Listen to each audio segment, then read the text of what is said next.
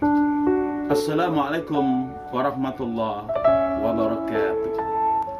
Bismillah, alhamdulillah, wassalatu wassalamu ala rasulillah wa ala alihi wa sahbihi wa mawalah, amma ba'd.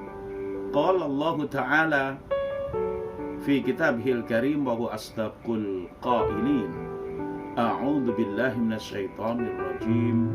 Ya ayyuhalladzina amanu kutiba alaikumus syiyam kama kutiba alal ladzina min qablikum la'allakum tattaqun.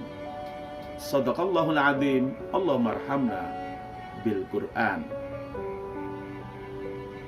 Pemirsa GIS Media yang dirahmati Allah, alhamdulillah, sampai hari ini kita sudah memulai sepekan melaksanakan ibadah syam Ramadan. Apakah syam kita sudah mewujudkan kualitas syam atau puasa yang plus-plus? Coba kita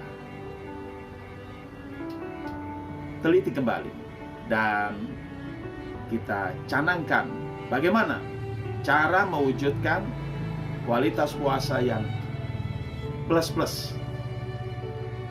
Umumnya umat Islam sampai hari ini ya melaksanakan ibadah puasa ya mengikuti keadaan umum aja.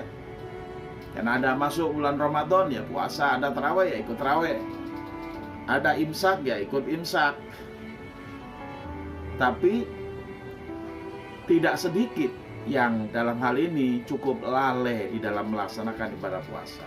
Bagaimana caranya supaya kualitas ibadah puasa kita adalah plus-plus? Yang pertama, ikuti SOP-nya, ikuti rukunnya. Rukun puasa itu ada dua. Yang pertama niat, yang kedua imsak. Yang pertama niat. Niat tentunya harus dilakukan sebelum masuk imsak, yaitu dimulai dari malam hari. Apakah itu ba'da tarawih misalnya, atau beberapa saat sebelum imsak. Apa itu imsak? Imsak artinya menahan diri.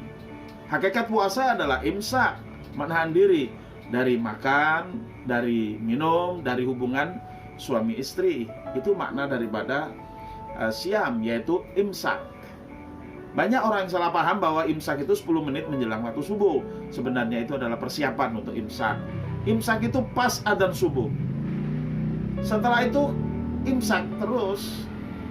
Sholat subuh imsak, habis subuh imsak, isyraq, syuruk, waktu syuruk imsak, kemudian waktu duha imsak, waktu duhur imsak, waktu asar imsak, menjelang maghrib masih imsak, pas maghrib, nah itu hilang imsaknya. Itu namanya iftar, berbuka puasa. Jadi imsak kita adalah sejak tulu'ul fajri, terbitnya fajar sodik atau fajar atau sholat subuh, adzan subuh, sampai tenggelamnya matahari. Jadi niat jangan lupa. Kata Nabi, man lam yubayyit fala syamalah. Siapa yang tidak berniat di malam hari maka tidak dihitung puasanya. Jadi SOP-nya pertama niat, yang kedua imsak. Setelah kita memahami imsak, kiat yang kedua adalah bahwa tidak boleh ada yang bocor dalam hal imsak ini. Apa saja? Makan, minum, hubungan suami istri jangan sampai terjadi. Termasuk hal-hal yang membatalkan ibadah puasa. Seperti apa? Misalnya orang ambil wudhu, maka boleh matmadoh atau berkumur-kumur. Tapi harus hati-hati di situ, jangan sampai airnya masuk ke dalam tenggorokan. Itu membatalkan ibadah puasa.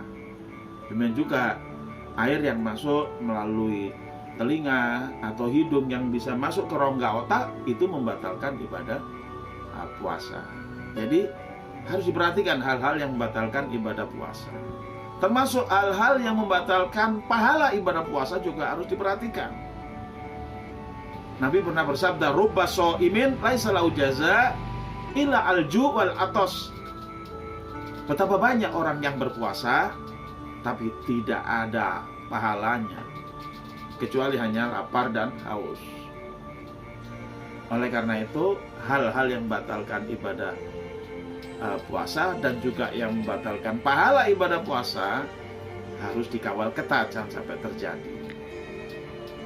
Kemudian, agar kita semakin plus-plus, harus menyadari bahwa ibadah puasa kita adalah ditargetkan oleh Allah dengan syariat ibadah ini adalah la'allakum tattaqun, agar kalian bertakwa. Takwa mungkin bisa dilakukan kalau kita senantiasa sadar bahwa diri kita adalah hamba Allah, bahwa diri kita sedang ibadah kepada Allah.